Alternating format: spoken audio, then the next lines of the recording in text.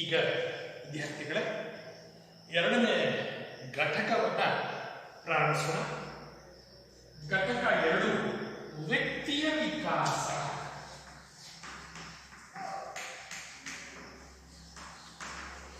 ವ್ಯಕ್ತಿಯ ವಿಕಾಸ, development of individual.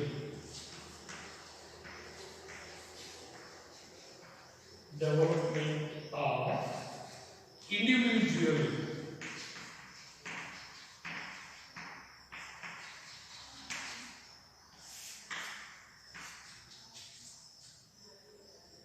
ವಿದ್ಯಾರ್ಥಿಗಳ ಶಿಕ್ಷಣದ ಬಹುಮುಖ್ಯವಾದಂತಹ ಹಾಗೂ ಎಲ್ಲ ಹಂತಗಳ ಎಲ್ಲ ವಿದ್ಯಾರ್ಥಿಗಳ ಎಲ್ಲ ದೇಶಗಳಲ್ಲಿ ಇರಬಹುದಾದ ಗುರಿ ಅಂತ ಹೇಳಿದ್ರೆ ಮಗುವಿನ ಸರ್ವತೋಮುಖ ವಿಕಾಸ. ಸರ್ವತೋಮುಖ ವಿಕಾಸ ಶಿಕ್ಷಣದ ಗುರಿ ಏನು ಅಂತ ಕೇಳಿದ್ರೆ an algorithm development of the personality ಅಥವಾ ಪರ್ಸನ್ ಅನ್ನೋ ಮಾತನ್ನ ಹೇಳ್ತೀವಿ. ಹಾಗಾದ್ರೆ ಇಲ್ಲಿ ವಿಕಾಸ ಅನ್ನೋ ಪದ ಇದೆ. ವಿಕಾಸ, ಡೆವಲಪ್ಮೆಂಟ್. ಇಲ್ಲಿ ಸರ್ವತೋಮುಖ ಅಂದ್ರೆ ಏನು? ಒಂದು ಮಗುವಿಗೆ ಅಥವಾ ಒಬ್ಬ ವ್ಯಕ್ತಿಗೆ ವ್ಯಕ್ತಿತ್ವ ಇರುತ್ತೆ. ಆ ವ್ಯಕ್ತಿತ್ವಕ್ಕೆ ಹಲವು ಮುಖಗಳಿರ್ತದೆ. ಏನದು ಹಲವು ಮುಖಗಳು? ಒಬ್ಬ ವಿದ್ಯಾರ್ಥಿ ಗೌರವ ವರ್ಣವನ್ನು ಹೊಂದಿ ಅಂಗಾಂಗಗಳ ರಚನೆ ಆಕರ್ಷಕವಾಗಿ ಸುಂದರವಾಗಿದ್ರೆ ತುಂಬಾ ಆಕರ್ಷಕ ವ್ಯಕ್ತಿತ್ವ ಅಂತ ಕರಿತೀವಿ. ಅದು ನೋಡ್ತಿದ್ದ ಹಾಗೆ ಗೊತ್ತಾಗ್ತದೆ. ಅದನ್ನು ನಾವು ದೈಹಿಕ ಮುಖ ಅಂತ ಹೇಳ್ತೇವೆ. ಹಾಗೆಯೇ ತರಗತಿಯಲ್ಲಿ ವಿದ್ಯಾರ್ಥಿಯೊಬ್ಬ ಕೇಳಿದ ಪ್ರಶ್ನೆಗಳೆಲ್ಲದಕ್ಕೆ ಸರಿಯಾದ ಉತ್ತರವನ್ನು ಕೊಡ್ತಾ ಇದ್ದಾನೆ ಅಂತ ಹೇಳಿದ್ರೆ ಅವನನ್ನ ಬುದ್ಧಿವಂತ ಅಂತ ಕರೀತೇವೆ. ಅದನ್ನೇ ಬೌದ್ಧಿಕ ಅಂತ ಕರೀತೇವೆ.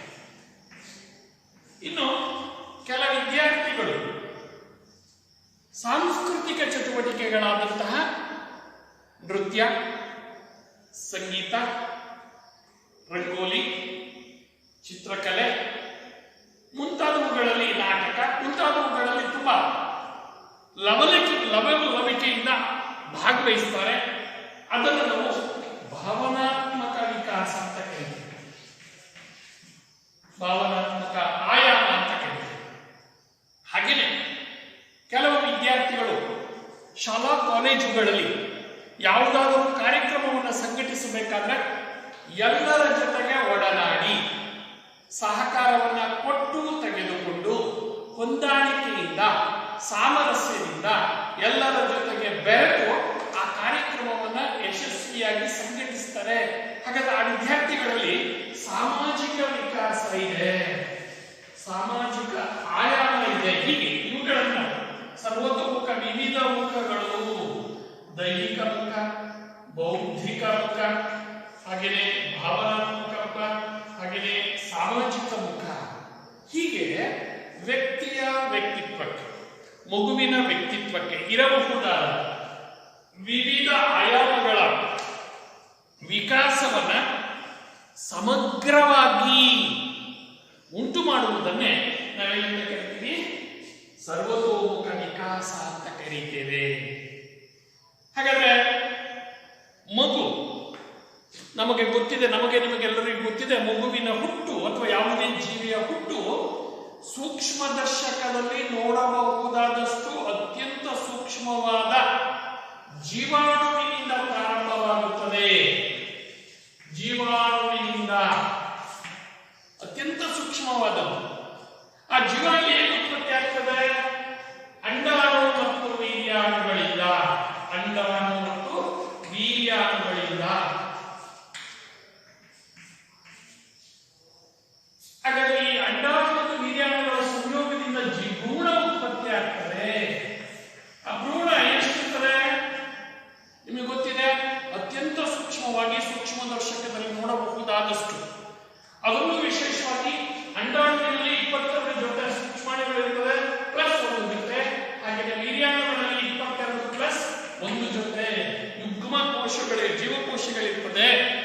ಹಾಗಾದ್ರೆ ಇಲ್ಲಿ ಒಂದು ಅಂತ ಯಾಕೆ ಪ್ರತ್ಯೇಕ ಬರೀತೀವಿ ಅಂತ ಹೇಳಿದ್ರೆ ಇವು ಲಿಂಗ ನಿರ್ಧಾರಕ ಅಂಶಗಳು. ಮತ್ತೆ ನೋಡಿ 22+1 22+1 ಅಲ್ಲಿಗೆ 23 ಜೊತೆ ಇದು 23 ಜೊತೆ ಸೇರಿದ್ರೆ ಮತ್ತೆ ಮಗುವಾದಾಗ ಅದು 23 ಜೊತೆನೇ ಆಗ್ತದೆ. ಹೀಗೆ ಜೀವಾಣು ಅಂದ್ರೆ ತಂದೆ ತಾಯಿಗಳಿಂದ ಬರುವಂತಹ ಅಂಡಾಣು ಮತ್ತು ವೀರ್ಯಾಣುಗಳ ಸಂಯೋಗದಿಂದ ಜೀವಾಣು ಉತ್ಪತ್ತಿ ಆಗ್ತದೆ. ಹಾಗಾದ್ರೆ ಆ ಜೀವಿಯ ಉತ್ಪತ್ತಿಗೆ ತಂದೆ ತಾಯಿಗಳಿಂದ ಬರುವಂತಹ ಕ್ರೋಮೋಸೋಮ್ಗಳು ವರ್ಣತಂತುಗಳು ಕಾರಣ ಆಗ್ತವೆ ಅನ್ನೋದಾದ್ರೆ ಅದನ್ನೇ ನಾವು ಅನುವಂಶೀಯತೆ ಅಂತ ಕರಿತೇವೆ. ಅನುವಂಶೀಯತೆ. ಈಗ ಮಗು ಹುಟ್ಟಿದ್ರೆ ಅವ್ರ ಮನೆಯಲ್ಲಿ ಆ ಮಗುವಿನ ಮುಖವನ್ನ ನೋಡಿ, ಮೂಗನ್ನು ನೋಡಿ, ಕಣ್ಣನ್ನು ನೋಡಿ ಏನಂತಾರೆ? ಅವರ ಅಜ್ಜನ ಹಾಗೆ ಮುಖ ಇದೆ, ಅವರ ಅಜ್ಜಿಯ ಹಾಗೆ ಬಣ್ಣ ಇದೆ, ಅವರ ತಾಯಿಯ ಹಾಗೆ ಕಣ್ಣುಗಳಿದ್ದಾವೆ, ಅವರ ತಂದೆಯ ಹಾಗೆ ಬೆರಳುಗಳಿದ್ದಾವೆ ಅಂತ ಹೇಳ್ತಾರೆ. ಹಾಗಾದ್ರೆ ನಾವು ಜೈವಿಕವಾಗಿ ತಲೆಮಾರಿನಿಂದ ತಲೆಮಾರಿಗೆ ಜೀವಕೋಶಗಳ ಮೂಲಕ ಹರಿದು ಬರುವಂತಹ ಅಂಶಗಳನ್ನೇ ನಾವು ಅನುವಂಶೀಯತೆ ಅಂತ ಕರೀತೇವೆ. ಹಾಗಾದ್ರೆ ಮಗುವಿನ ಬೆಳವಣಿಗೆಯಲ್ಲಿ ಅನುವಂಶೀಯತೆಯ ಪಾತ್ರ ಇದೆ. ಅದರಲ್ಲೂ ವಿಶೇಷವಾಗಿ 7 ತಲೆಮಾರುಗಳಲ್ಲಿ 7 ತಲೆಮಾರುಗಳ ಅಂಶಗಳು ಆ ಮಗುವಿಗೆ ಹರಿದು ಬರ್ತವೆ. ಇದು ಅನುವಂಶೀಯತೆಯ ಪಾತ್ರ. ಹಾಗೆ ಮಗು ಹುಟ್ಟಿದ ಮೇಲೆ ಪ್ರಭಾವ ಬೀರುವಂತಹ ಹವಾಮಾನ, ಭೂಗೋಳ, ಆರ್ಥಿಕ ಸ್ಥಿತಿ, ಸಾಮಾಜಿಕ ಸ್ಥಿತಿ, ಭಾಷೆ, ಸಾಂಸ್ಕೃತಿಕ ಪರಿಸರ ಇವೆಲ್ಲವನ್ನು ನಾವು ಪರಿಸರ ಅಂತ ಕರೀತೇವೆ. ಹಾಗಾದ್ರೆ ಒಂದು ಮಗುವಿನ ಬೆಳವಣಿಗೆಯ ಮೇಲೆ ಅನುವಂಶೀಯತೆ ಮತ್ತು ಪರಿಸರಗಳು ಪ್ರಮುಖವಾದ ಪ್ರಭಾವವನ್ನು ಬೀರುತ್ತವೆ. ಕೆಲವು ಮಕ್ಕಳ ಮೇಲೆ ಅನುವಂಶೀಯತೆಯ ಪ್ರಭಾವ ಜಾಸ್ತಿ ಇರಬಹುದು, ಮತ್ತೆ ಕೆಲವು ಮಕ್ಕಳ ಮೇಲೆ ಪರಿಸರದ ಪ್ರಭಾವ ಜಾಸ್ತಿ ಇರಬಹುದು. ಇಲ್ಲಿ ಮಗುವಿನ ಬೆಳವಣಿಗೆ ಮತ್ತು ವಿಕಾಸಗಳು ಈ 2 ಅಂಶಗಳಿಂದ ಪ್ರಭಾವಿತವಾಗುತ್ತವೆ ಅನ್ನೋದನ್ನು ಗಮನಿಸಬೇಕು. ಹಾಗಾದ್ರೆ ಅನುವಂಶೀಯತೆ ಮತ್ತು ಪರಿಸರಗಳ ಪ್ರಭಾವಗಳ ಎರಡಕ್ಕೆ ಒಳಪಟ್ಟು ಮಗುವಿನ ಹುಟ್ಟು ಆಗ್ತದೆ. ಹುಟ್ಟಿದ ಮೇಲೆ ಬೆಳವಣಿಗೆ ಮತ್ತು ವಿಕಾಸ ಆಗ್ತದೆ.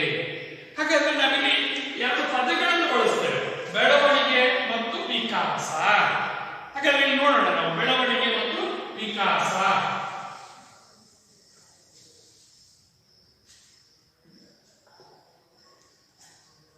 ಗ್ರೋತ್ ಬೆಳವಣಿಗೆ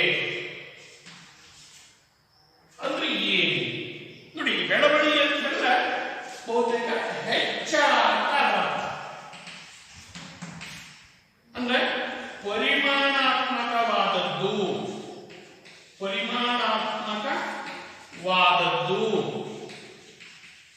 ಹಾಗೇನೆ ಅದನ್ನ ಪರಿಮಾಣಾತ್ಮಕ ಅಂತ ಹೇಳಿದ್ರೆ ಮಗುವಿನ ದೇಹದ ತೂಕ, ಗಾತ್ರ, ಎತ್ತರಗಳಲ್ಲಾಗುವ ಕ್ರಮಾಗತ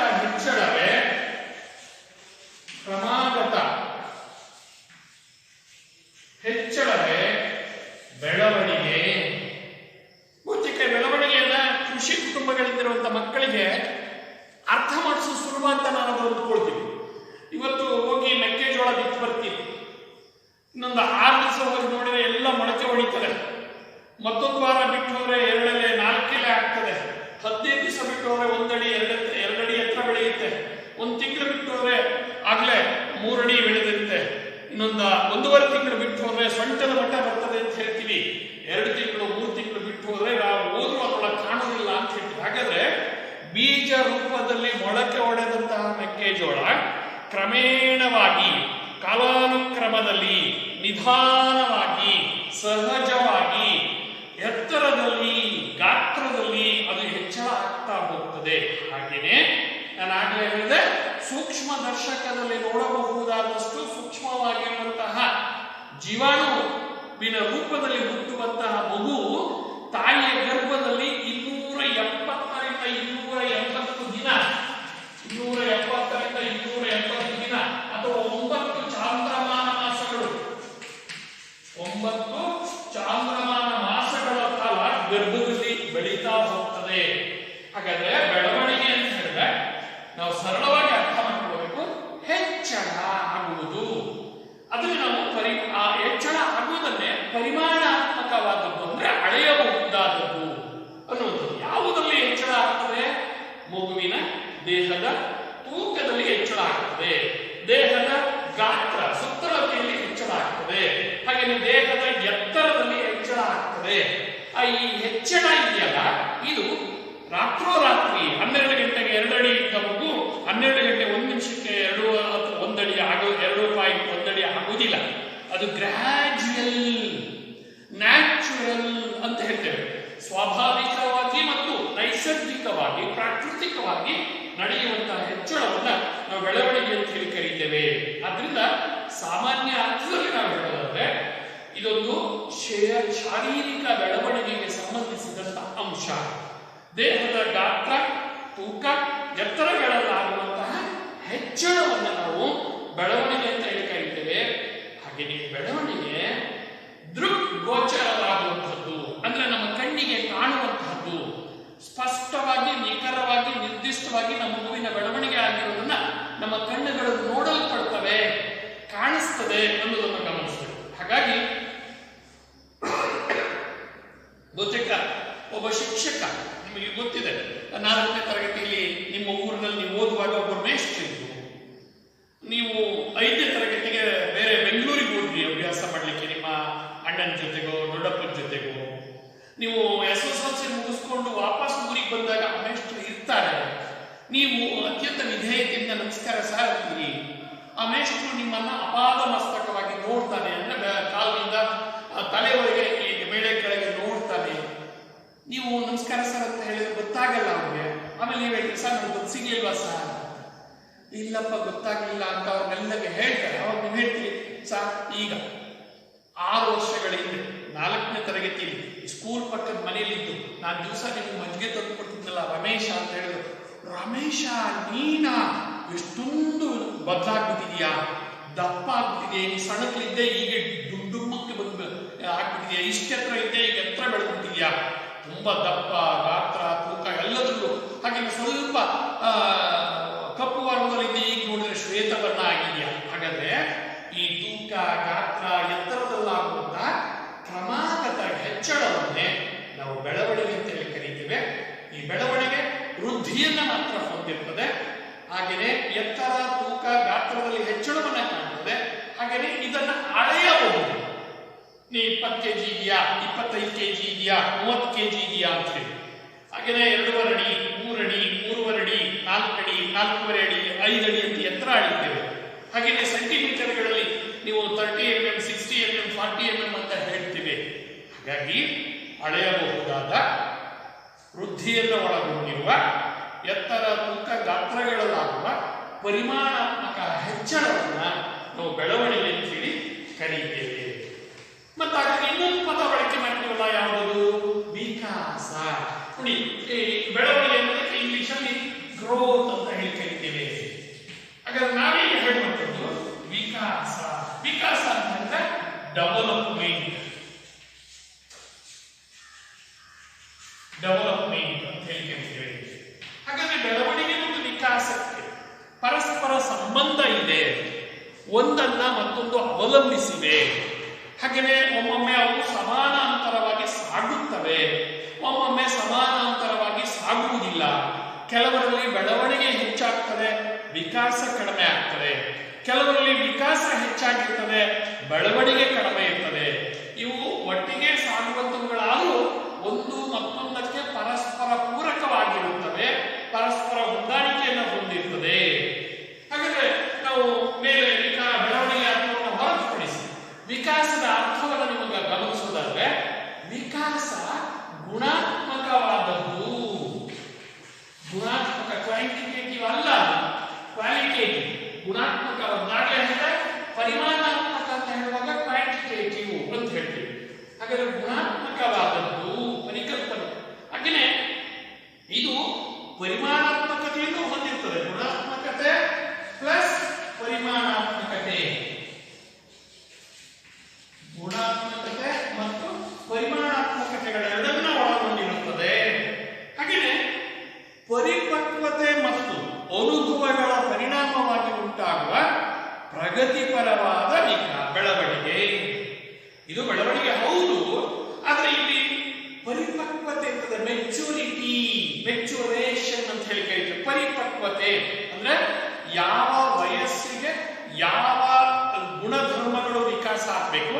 ಯಾವ ಲಕ್ಷಣಗಳು ಬರಬೇಕೋ, ಯಾವ ಕಾರ್ಯಗಳು ಬರಬೇಕೋ ಅವುಗಳನ್ನ ಆ ವಯಸ್ಸಿಗೆ ತಕ್ಕಂತೆ ಆಗುವಂತಹ ಒಂದು ಸ್ಟ್ಯಾಂಡರ್ಡೈಸೇಷನ್ ಹೇಳಿರ್ತೀವಿ. ಅದು ಮಾಪನಕ್ಕೆ ಅನುಗುಣವಾಗಿ ಬೆಳವಣಿಗೆ, ಪರಿಪಕ್ವತೆ ಮತ್ತು ಅನುಭವಗಳ ಪರಿಣಾಮವಾಗಿ ಉಂಟಾಗುವ ಪ್ರಗತಿಪರವಾದ ಅಂದ್ರೆ ಹೆಚ್ಚಳವನ್ನು ಒಳಗೊಂಡಿರುವಂತಹದ್ದನ್ನೇ ನಾವು ವಿಕಾಸ ಅಂತ ಹೇಳಿ ಕರಿತೇವೆ. ಹಾಗಾದ್ರೆ ವಿಕಾಸ ಗುಣಾತ್ಮಕತೆ ಮತ್ತು ಪರಿಣಾತ್ಮಕತೆ ಎರಡನ್ನೂ ಒಳಗೊಂಡಿರ್ತದೆ. ಇವೆರಡನ್ನು ಒಳಗೊಂಡು ಸೂಚಿಸುವಂತ ಪರಿಕಲ್ಪನೆಯಾಗಿದೆ. ಹಾಗಾದ್ರೆ ಬೆಳವಣಿಗೆಗಿಂತ ಇದು ವಿಶಾಲ ಅರ್ಥವನ್ನ ಹೊಂದಿದೆ. ಯಾವುದಕ್ಕಿಂತ ವಿಶಾಲ ಅರ್ಥ? ಬೆಳವಣಿಗೆಗಿಂತ ವಿಕಾಸವು ವಿಶಾಲ ಅರ್ಥವನ್ನ ಒಳಗೊಂಡಿರುವಂತಹ ಪರಿಕಲ್ಪನೆಯಾಗಿದೆ. ಹಾಗಾದ್ರೆ ವಿಕಾಸದಲ್ಲಿ ಒಂದು ಭಾಗ ಬೆಳವಣಿಗೆ, ಆದ್ರೆ ಬೆಳವಣಿಗೆಯಷ್ಟೇ ವಿಕಾಸ ಅಲ್ಲ ಅನ್ನೋದನ್ನು ಗಮನಿಸಬೇಕಾಗ್ತದೆ. ಹಾಗಾಗಿ ಬೆಳವಣಿಗೆ ಒಂದು ವಿಶಾಲ ಪರಿಕಲ್ಪನೆಯಾಗಿದ್ದು, ವಿಕಾಸವು ವ್ಯಕ್ತಿಯ ಹಲವಾರು ಸಂರಚನೆಗಳನ್ನು ಹಾಗೂ ಕ್ರಿಯೆಗಳನ್ನು ನೀವು ಗಮನಿಸಬೇಕು. ಸಂರಚನೆ ಅಂದ ತಕ್ಷಣ ನಮಗೆ ಬೆಳವಣಿಗೆಯ ಚಿತ್ರಣ ನಮ್ಮ ಕಣ್ಮುಂದೆ ಬರಬೇಕು. ಹಾಗೇನೆ ಮತ್ತೆ ಕ್ರಿಯೆಗಳನ್ನು, ಇದು ಬಹಳ ಮುಖ್ಯ. ಆಯಾ ವಯೋಮಾನಕ್ಕೆ ಅನುಗುಣವಾಗಿ ವ್ಯಕ್ತಿ ಮಾಡಬಹುದಾದ ಕೆಲಸ ಕಾರ್ಯಗಳನ್ನ ಮಾಡಲು ಸಮರ್ಥನಾದ್ರೆ ಅವನು ವಿಕಾಸಗೊಂಡಿದ್ದಾನೆ. ವಿಕಾಸ ಪ್ರಣಾಳಿಗಳು ಅಂತಿದೆ. 5ನೇ ವರ್ಷದ ಮಗು ಇಷ್ಟು ಕಲಿಯುತ್ತದೆ, 8ನೇ ವರ್ಷದ ಮಗು ಇಷ್ಟು ಕಲಿಯಲು ಸಮರ್ಥ ಇರ್ತದೆ, 10ನೇ ವರ್ಷದ ಮಗು ಇಷ್ಟನ್ನ ಕಲಿಯಲಿಕ್ಕೆ ಸಮರ್ಥ ಇರ್ತದೆ ಎನ್ನುವಂತಹ ವಿಕಾಸ ಪ್ರಣಾಳಿಗಳನ್ನ ಒಳಗೊಂಡಿರುವಂತಹ ವಿಕಾಸವು ವ್ಯಕ್ತಿಯ ಹಲವಾರು ಸಂರಚನೆಗಳನ್ನು ಗಮನಿಸಬೇಕು. ದೈಹಿಕ ಸಂರಚನೆ, ಬೌದ್ಧಿಕ ಸಂರಚನೆ, ಸಾಮಾಜಿಕ ಸಂರಚನೆ, ಭಾವನಾತ್ಮಕ ಸಂರಚನೆ, ಭಾಷಾ ಸಂರಚನೆ ಹಾಗೂ ಕ್ರಿಯೆಗಳನ್ನು ಸಮನ್ವಯಗೊಳಿಸುವ ಸಂರಚನೆ ಮತ್ತು ಕ್ರಿಯೆ. ಬರೀ ದೇಹ ಬೆಳೆದ ಸಾಲದು, ಆ ದೇಹದ ಬೆಳವಣಿಗೆಗೆ ಅನುಗುಣವಾದಂತಹ ಕೌಶಲಗಳನ್ನು, ಅದು ಕೈಗಳಿಂದ ವಸ್ತುಗಳನ್ನು ಹಿಡಿಯೋದಾಗಬಹುದು, ಕೈಗಳಿಂದ ವಸ್ತುಗಳನ್ನು ಎಸೆಯೋದಾಗಬಹುದು, ಕಾಲುಗಳಿಂದ ಮಾಡಬೇಕಾದಂತಹ ನಡೆಯುವಿಕೆ ಇರಬಹುದು, ಅಥವಾ ನೃತ್ಯ ಮಾಡುವಿಕೆ ಇರಬಹುದು, ಅಥವಾ ಫುಟ್ಬಾಲ್ ಅನ್ನು ಆಡುವ ಚಾಕಚಕ್ಯತೆ ಇರಬಹುದು, ಕಬಡ್ಡಿ ಆಡುವಲ್ಲಿ ಕಾಲುಗಳನ್ನು ಕೈಗಳನ್ನು ಬಳಸುವ ರೀತಿ ಇರಬಹುದು. ಹೀಗೆ ಸಂರಚನೆ ಮತ್ತು ಕ್ರಿಯೆಗಳನ್ನು ಸಮನ್ವಯಗೊಳಿಸುವ ಒಂದು ಸಂಕೀರ್ಣ ಪ್ರಕ್ರಿಯೆ. ಸಮನ್ವಯಗೊಳಿಸುವ ನೋಡಿ ಗಮನಿಸಬೇಕು. ಬರೀ ದೇಹ ಬೆಳೆದ ಸಾಲದು, ಬೆಳವಣಿಗೆಯಾದಂತಹ ದೇಹದ ಅಂಗಾಂಗಗಳು ಸಮರ್ಪಕವಾಗಿ ಕಾರ್ಯನಿರ್ವಹಿಸುವಂತಹ ಮಾಡುವಂತಹ ಒಂದು ಸಂಕೀರ್ಣ ಪ್ರಕ್ರಿಯೆ ವಿಕಾಸ ಅನ್ನೋದನ್ನು ಗಮನಿಸಬೇಕು. ಹಾಗಾಗಿ ದೈಹಿಕವಾಗಿ, ಮಾನಸಿಕವಾಗಿ, ಸಾಮಾಜಿಕವಾಗಿ, ಸಂವೇಗಾತ್ಮಕವಾಗಿ ಅಂಶಗಳ ಕಾರ್ಯಗಳಲ್ಲಾಗುವ ಬದಲಾವಣೆಯನ್ನ ನಾವೇನಂತ ಕರಿತೇವೆ? ವಿಕಾಸ ಅಂತ ಹೇಳಿ ಕರಿತೇವೆ. ಹಾಗಾದ್ರೆ ವಿಕಾಸ ಮತ್ತು ಬೆಳವಣಿಗೆ ಪರಸ್ಪರ ವ್ಯಕ್ತಿಯಲ್ಲಿ ಕೊಂಡು ಬರುವಂತಹ ಎರಡು ಅಂಶಗಳು. ಇವೆರಡು ಪರಸ್ಪರ ಜೋಡಿ ಅಂಶಗಳು, ಪರಸ್ಪರ ಪೂರಕವಾದ ಅಂಶಗಳು. ಆದರೆ ಬೆಳವಣಿಗೆ ಆದ ತಕ್ಷಣ ವಿಕಾಸ ಆಗುತ್ತದೆ ಎಂದ ಅರ್ಥವಲ್ಲ. ಒಮ್ಮೊಮ್ಮೆ ಬೆಳವಣಿಗೆ ಕುಂಠಿತವಾಗಿದ್ದರೂ ವಿಕಾಸ ಚೆನ್ನಾಗಾಗ್ತದೆ, ವಿಕಾಸ ಕುಂಠಿತ ಆಗಿದ್ದರೂ ಬೆಳವಣಿಗೆ ಚೆನ್ನಾಗಿ ಆಗ್ಬೋದು. ಹಾಗಾಗಿ ಇವು ಪರಸ್ಪರ ಅವಲಂಬಿಗಳು, ಪರಸ್ಪರ ಜೋಡಿಗಳು ಅನ್ನೋದನ್ನು ಗಮನಿಸಬೇಕು. ಹಾಗಾದ್ರೆ ನಮಗೆ ಈ ಬೆಳವಣಿಗೆ ಮತ್ತು ವಿಕಾಸದ ಪರಿಕಲ್ಪನೆ ಸ್ಪಷ್ಟವಾಗಿ ಆಗಬೇಕು ಅಂತ ಹೇಳಿದ್ರೆ ಅವೆರಡೂ ಪರಿಕಲ್ಪನೆಗಳಿಗಿರುವಂತಹ ವ್ಯತ್ಯಾಸವನ್ನು ತಿಳ್ಕೊಳ್ಬೇಕು ವಿದ್ಯಾರ್ಥಿಗಳೇ. ಬೆಳವಣಿಗೆ ಮತ್ತು ವಿಕಾಸ ಎನ್ನುವ ಎರಡು ಪ್ರತ್ಯೇಕ ಪರಿಕಲ್ಪನೆಗಳಿವೆ. ಅವುಗಳನ್ನ ನಾವು ಜೋಡಿ ಪರಿಕಲ್ಪನೆಗಳಾಗಿ ಬಳಸುತ್ತೇವೆ. ಅಂದ ಮಾತ್ರಕ್ಕೆ ಅವು ಸಮಾನಾರ್ಥಕ ಪರಿಕಲ್ಪನೆಗಳಲ್ಲ, ಪರ್ಯಾಯ ಪರಿಕಲ್ಪನೆಗಳಲ್ಲ. ಬೆಳವಣಿಗೆಯೂ ಒಂದು ಸ್ವತಂತ್ರ ಪರಿಕಲ್ಪನೆ, ವಿಕಾಸವೂ ಒಂದು ಸ್ವತಂತ್ರ ಪರಿಕಲ್ಪನೆ. ಬೆಳವಣಿಗೆಯೂ ಒಂದು ಪ್ರತ್ಯೇಕ ಪರಿಕಲ್ಪನೆ, ಹಾಗೆಯೇ ವಿಕಾಸವೂ ಒಂದು ಪ್ರತ್ಯೇಕ ಪರಿಕಲ್ಪನೆ. ಹಾಗಾಗಿ ಇವೆರಡನ್ನ ನಾವು ಜೋಡಿ ಪದಗಳಾಗಿ ಬಳಸ್ತೇವೆ ಅಂದ ತಕ್ಷಣ ಅವೆರಡರ ಅರ್ಥ ಒಂದೇ ಅಲ್ಲ. ಅವೆರಡು ಪ್ರತ್ಯೇಕ ಪರಿಕಲ್ಪನೆಗಳು, ಅವೆರಡು ಸ್ವತಂತ್ರ ಪರಿಕಲ್ಪನೆಗಳು, ಅವೆರಡಕ್ಕೂ ಪ್ರತ್ಯೇಕವಾದ ಅರ್ಥ ಇದೆ, ಹಾಗೆಯೇ ಸ್ವರೂಪ ಇದೆ. ಹಾಗಾದ್ರೆ ಬೆಳವಣಿಗೆ ಮತ್ತು ಪರಿಕಲ್ಪನೆಗಳ ಎರಡರ ತಿಳುವಳಿಕೆ ನಾವು ಆಗಬೇಕು ಅಂತ ಹೇಳಿದ್ರೆ ಅವೆರಡಕ್ಕೂ ಇರುವಂತಹ ವ್ಯತ್ಯಾಸಗಳನ್ನು ತಿಳ್ಕೊಂಡ್ರೆ ಸಾಮರ್ಥ್ಯದಿಂದ ನಮಗೆ ಸ್ಪಷ್ಟವಾದ ಬೆಳವಣಿಗೆಯ ಪರಿಕಲ್ಪನೆ, ಸ್ಪಷ್ಟವಾದ ವಿಕಾಸದ ಪರಿಕಲ್ಪನೆ ಆಗಲಿಕ್ಕೆ ಸಾಧ್ಯ ಆಗ್ತದೆ. ಹಾಗಾದ್ರೆ ನಾವು ಅದನ್ನ ನಿಮಗೆ ಸುಲಭವಾಗಿ ಅರ್ಥ ಆಗಲಿಕ್ಕೆ ಹೇಳೋದಾದ್ರೆ ಬೆಳವಣಿಗೆ ಮತ್ತು ವಿಕಾಸಗಳಿಗಿರುವ ವ್ಯತ್ಯಾಸಗಳನ್ನು ತಿಳಿದುಕೊಳ್ಳೋಣ.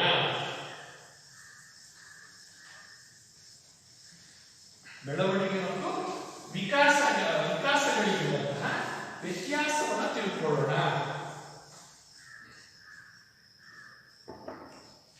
ಹಾಗಾದ್ರೆ ವ್ಯತ್ಯಾಸ ಯಾವುಗಳಿಗಿರುವ ವ್ಯತ್ಯಾಸ? ಒಂದು ಬೆಳವಣಿಗೆ, ಇನ್ನೊಂದು ವಿಕಾಸ. ಈ ಎರಡಕ್ಕೂ ಇರ್ತಕ್ಕಂತಹ ವ್ಯತ್ಯಾಸಗಳ ಪರಿಜ್ಞಾನ ನಮಗಿದ್ರೆ ಅವೆರಡು ಪರಿಕಲ್ಪನೆಗಳ ಸ್ಪಷ್ಟ ಜ್ಞಾನವನ್ನ ಹೊಂದಲಿಕ್ಕೆ ಸಾಧ್ಯ ಆಗ್ತದೆ. ಹಾಗಾದ್ರೆ ಇಲ್ಲಿ ಒಂದೇ ಏನು ಬೆಳವಣಿಗೆಯಲ್ಲಿ ನಾವು ತಿಳ್ಕೊಳ್ಬೇಕಾದಂತ ಅಂಶ ಅಂತ ಹೇಳಿದ್ರೆ ಸಂಕುಚಿತಾರ್ಥ ಉಳ್ಳದ್ದು. ಸಂಕುಚಿತಾರ್ಥ ಹಾಗಾದ್ರೆ ನೋಡಿ, ಈ ಸಂಕುಚಿತಕ್ಕಿಂತ ಭಿನ್ನವಾದ ವಿಶೇಷವಾದ ಹಾಗೆ ವಿಶಾಲವಾದಂತಹ ಅರ್ಥವನ್ನು ನಾವು ಹೊಂದಿರೋದ್ರಿಂದ ಅದು ವಿಶಾಲಾರ್ಥವುಳ್ಳ ಪರಿಕಲ್ಪನೆ, ವಿಶಾಲಾರ್ಥ ಉಳ್ಳ ಪರಿಕಲ್ಪನೆ. ಅಂದ್ರೆ ಬೆಳವಣಿಗೆ ಒಂದು ಕೇವಲ ಹೆಚ್ಚಳವನ್ನು ಮಾತ್ರ ಒಳಗೊಂಡಿದೆ.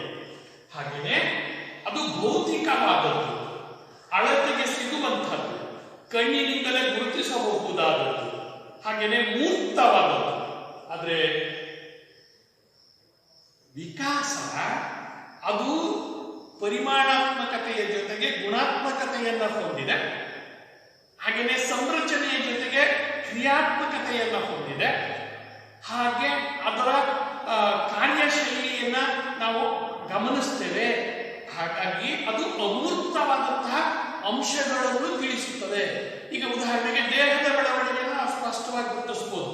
ಒಬ್ಬ ವ್ಯಕ್ತಿ ಅಲ್ಲಿ ಕೂತಿದ್ದಾನೆ ಅಂತ ಹೇಳಿದ್ರೆ ಅವನು ತುಂಬಾ ದಡುತಿಯಾಗಿದ್ದಾನೆ, ಜಡ್ಡಿ ಇದ್ದಾಗಿದ್ದಾನೆ ಅಂತ ನಾವು ನೋಡ್ತಿದ್ದಾಗಲೇ ಹೇಳ್ಬಿಡ್ತೀವಿ. ಆದ್ರೆ ಇನ್ನೊಬ್ಬರನ್ನ ಅಯ್ಯೋ ಪೀಕಲು ತೆಳುವಾಗಿದ್ದಾನೆ ಅಂತ ಹೇಳ್ತೀವಿ.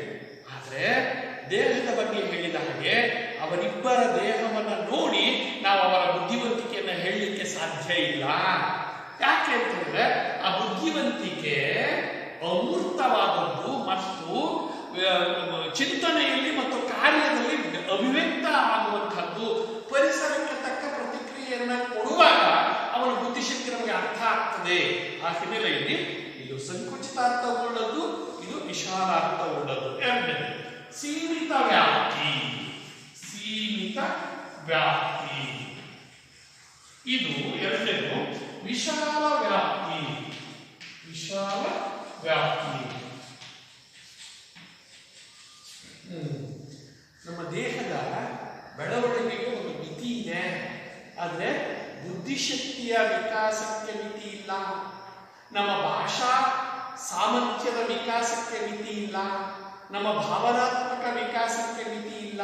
ಹಾಗಾಗಿ ಇದು ಸೀಮಿತ ವ್ಯಾಪ್ತಿಯನ್ನ ಒಳಗೊಂಡಿದೆ, ಇದು ವಿಶಾಲ ವ್ಯಾಪ್ತಿಯನ್ನ ಒಳಗೊಂಡಿದೆ ಅನ್ನುವುದು.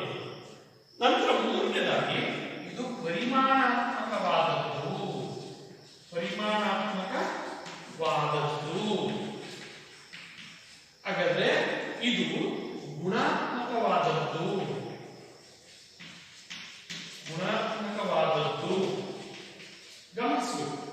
ಪರಿಮಾಣ ನಾವು ತೂಕವನ್ನು 20 kg, 25 kg, 30 kg, 40 kg ಅಂತ ಹೇಳ್ತೇವೆ. ಎತ್ತರವನ್ನ 5 ಅಡಿ 3 ಇಂಚು, 5 ಅಡಿ 4 ಇಂಚು, 5 ಅಡಿ 6 ಇಂಚು ಅಂತ ಹೇಳ್ತೇವೆ.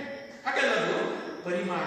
ಗುಣಾತ್ಮಕತೆ ನಾವು ದೇಹದ ಎತ್ತರವನ್ನು ಹೇಳಿದ ಹಾಗೆ ಸುಲಭವಾಗಿ ನಾವು ಬೌದ್ಧಿಕ ವಿಕಾಸವನ್ನ, ಬುದ್ಧಿಶಕ್ತಿಯ ಮಟ್ಟವನ್ನ ಹೇಳಲಿಕ್ಕೆ ಸಾಧ್ಯ ಇಲ್ಲ. ಅವರು 90, 110 ಅಥವಾ 120, IQ 130, IQ 140. IQ ಅಂತಂದ್ರೆ ಇಂಟೆಲಿಜೆಂಟ್ ಕೋಶನ್, ಬುದ್ಧಿ ಲಬ್ಧ ಅಥವಾ ಬುದ್ಧಿಶಕ್ತಿಯ ಲಬ್ಧ ಅಂತ ಹೇಳಿ ಕರೀತೇವೆ. ಅದು ಅವನು ಕೊಡುವ ಉತ್ತರದಿಂದ, ಅವನು ಮಾಡುವ ಕೆಲಸದಿಂದ ಅವನ ಬುದ್ಧಿಶಕ್ತಿಯನ್ನು ನಾವು ಅಳೆಯುತ್ತೇವೆ. ಆದ್ರೆ ಅಳತೆ ಒಬ್ಬರಿಂದ ಒಬ್ಬರಿಗೆ ಬೇರೆ ಆಗಬಹುದು. ಆದ್ರೆ ದೇಹದ ಅಳತೆಯನ್ನ ನೀವು ಯಾರೇ ಆದರೂ ಅದು ನಿರ್ದಿಷ್ಟವಾಗಿ ನಿಖರವಾಗಿರುತ್ತದೆ. ಅದರಿಂದ ಅದು ಪರಿಮಾಣಾತ್ಮಕವಾದದ್ದು, ಅದು ಗುಣಾತ್ಮಕವಾದದ್ದು. ನಂತರ 4ನೇದು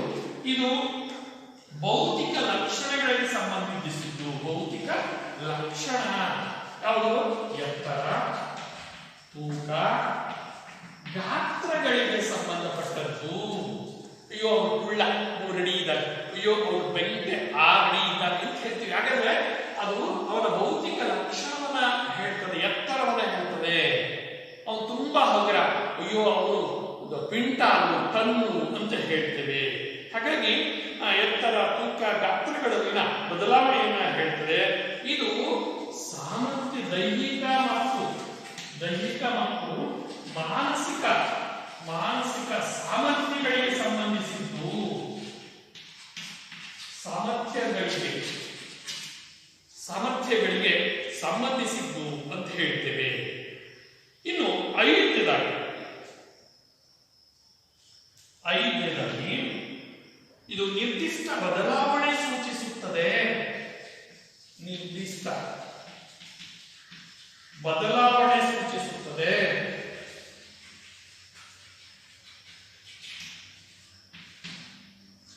ನಿರ್ದಿಷ್ಟ ಬದಲಾವಣೆ ಹೇಳಿದ್ರೆ 5 ಅಡಿ ಇದ್ದದ್ದು 5 ಕಾಲಡಿ 6 ಅಡಿ ಆಗಿದ್ದಾರೆ. ಈಗ ಇಷ್ಟಿದ್ದೆ, ಈಗ ಈ ತೆಳ್ಳಗಿದ್ದೆ, ಈಗ ನೋಡಿ ಡ್ರಮ್ ಆದಂಗೆ ಆಗಿದೆಯಾ, ಬಲೂನ್ ಆದಂಗೆ ಆಗಿದೆಯಾ, ಸಿಂಟೆಕ್ಸ್ ಆದಂಗೆ ಆಗಿದೆಯಾ ಅಂತ ಹೇಳ್ತಾರೆ, ದಪ್ಪ ಆಗಿದೆ. ಹಾಗಾಗಿ ಅದನ್ನ ವೀಕ್ಷಿಸಲು ಸುಲಭ. ಹಾಗೇನೆ ಸಂಕೀರ್ಣವಾದದ್ದು, ಇದು ನಿರ್ದಿಷ್ಟ ಬದಲಾವಣೆ ಸೂಚಿಸುತ್ತದೆ.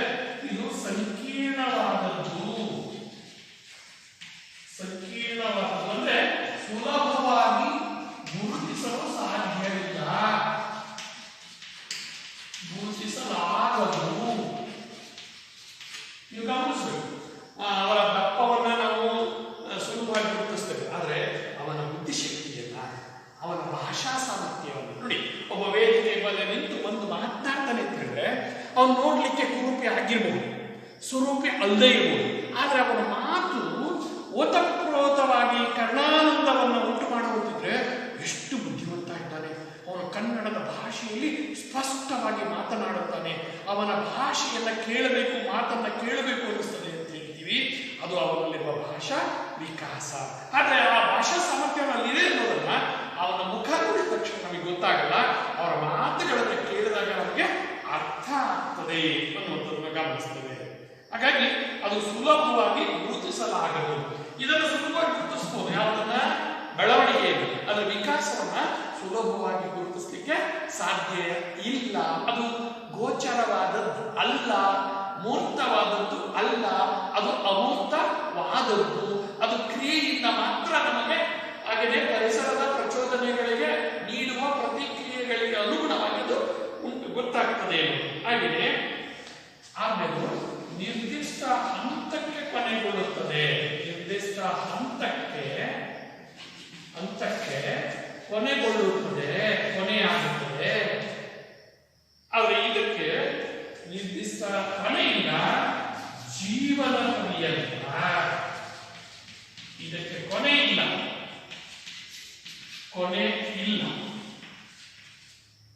ಗಮನಿಸು, ಸುಮಾರು ಒಂದು ಗಣಿತದ ಪ್ರಶ್ನೆಯನ್ನು ಕೇಳ್ತೀನಿ ಮಕ್ಕಳ. 20 ವರ್ಷಕ್ಕೆ ಒಬ್ಬ ವ್ಯಕ್ತಿ 4 ಅಡಿ ಎತ್ತರ ಬೆಳೆದ್ರೆ, ನಾನು ಗಣಿತದ ಪ್ರಶ್ನೆ ಕೇಳಿಸ್ಕೊಳ್ಳಿ. ಹಾಗಾದ್ರೆ 80 ವರ್ಷಕ್ಕೆ ಆ ವ್ಯಕ್ತಿ ಎಷ್ಟು ಅಡಿ ಎತ್ತರ ಬೆಳೆಯಬಲ್ಲ? ನೀವೇನ್ ಮಾಡ್ತೀರಿ? ಗಣಿತದ ಪ್ರಶ್ನೆ ಅಂತ ಕೇಳಿರೋದ್ರಿಂದ ನೀವೇನ್ ಮಾಡ್ತೀರಿ? ಯೋಚನೆ ಮಾಡ್ತೀರಿ. 20 ವರ್ಷಕ್ಕೆ 4 ಅಡಿ ಅಂದ್ರೆ 5 ವರ್ಷಕ್ಕೆ 1 ಅಡಿ. ಹಾಗಾದ್ರೆ 20 ವರ್ಷಕ್ಕೆ 4 ಅಡಿ ಬೆಳೆದ್ರೆ 80 ವರ್ಷಕ್ಕೆ 16 ಅಡಿ ಬೆಳೀತಾನೆ ಅಂತ ಹೇಳಿ ಹೇಳಬೇಕಾಗ್ತದೆ ಗಣಿತದ ಲೆಕ್ಕಾಚಾರದಲ್ಲಿ. ಆದ್ರೆ ಅಷ್ಟು ಬೆಳೀತಾನ ಅಂತ ಕೇಳಿದ್ರೆ ಇಲ್ಲ. ಯಾವುದೇ ಒಬ್ಬ ವ್ಯಕ್ತಿಯ ಎತ್ತರದ ಬೆಳವಣಿಗೆಗೆ ಒಂದು ಮಿತಿ ಇದೆ, ಒಂದು ಎಂಡಿದೆ, ಒಂದು ಕೊನೆ ಇದೆ. ಆದ್ರೆ ಅದೇ ಒಬ್ಬ ವಿಜ್ಞಾನಿಯ ವೈಜ್ಞಾನಿಕ ಸಂಶೋಧನೆಗೆ, ಸಾಹಿತ್ಯದ ಸೃಷ್ಟಿಗೆ ಅದಕ್ಕೆ ಯಾವುದು ಅದಕ್ಕೆ ಕೊನೆ ಇಲ್ಲ. 40 ವರ್ಷದಲ್ಲೂ ಕಾದಂಬರಿ ಬರೀತಾರೆ, 60 ವರ್ಷದಲ್ಲೂ ಕಾದಂಬರಿ ಬರೀತಾರೆ, 80 ವರ್ಷದಲ್ಲೂ ಕಾದಂಬರಿ ಬರೀತಾರೆ ಅನ್ನೋದಾದ್ರೆ ಅದಕ್ಕೆ ಎಂಡ್ಲೆಸ್, ಅದಕ್ಕೆ ಕೊನೆ ಇಲ್ಲ, ಮಿತಿ ಇಲ್ಲ, ಅಮಿತವಾದದ್ದು ಅನ್ನೋದನ್ನ ಹೇಳ್ತೇವೆ. ಹಾಗೇನೆ 7ನೇದು ಸುಲಭವಾಗಿ ಅಳೆಯಬಹುದು.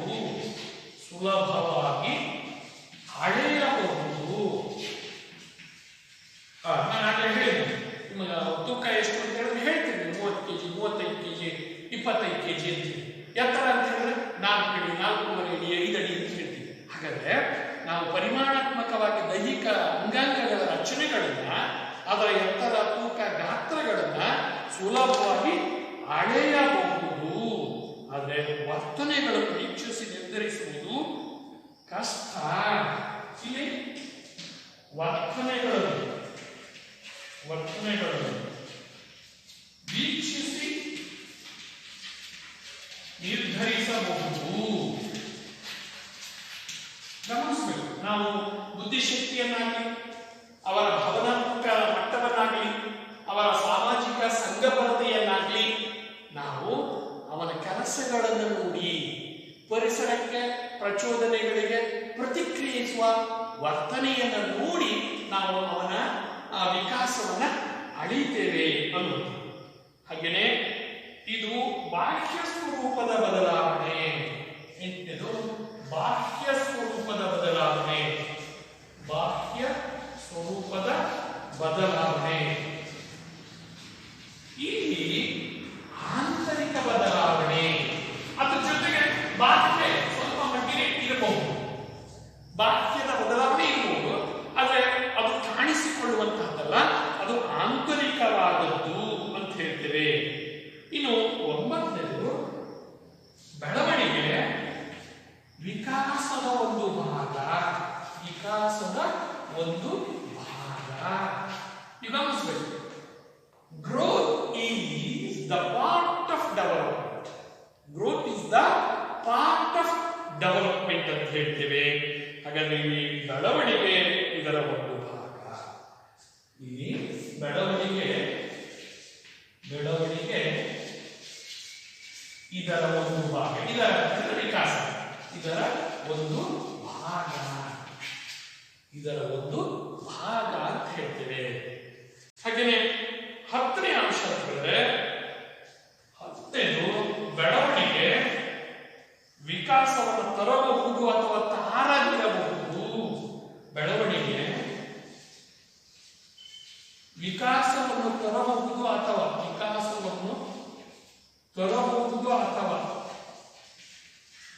ತಾರದಿರಬಹುದು. ಹಾಗಾದ್ರೆ ವಿಕಾಸದ ಮತ್ತೊಂದು ಅಂಶ ಅಂದರೆ ಬೆಳವಣಿಗೆ ವಿಕಾಸಕ್ಕೆ ಪೂರಕ. ಬೆಳವಣಿಗೆ ವಿಕಾಸಕ್ಕೆ ಪೂರಕ.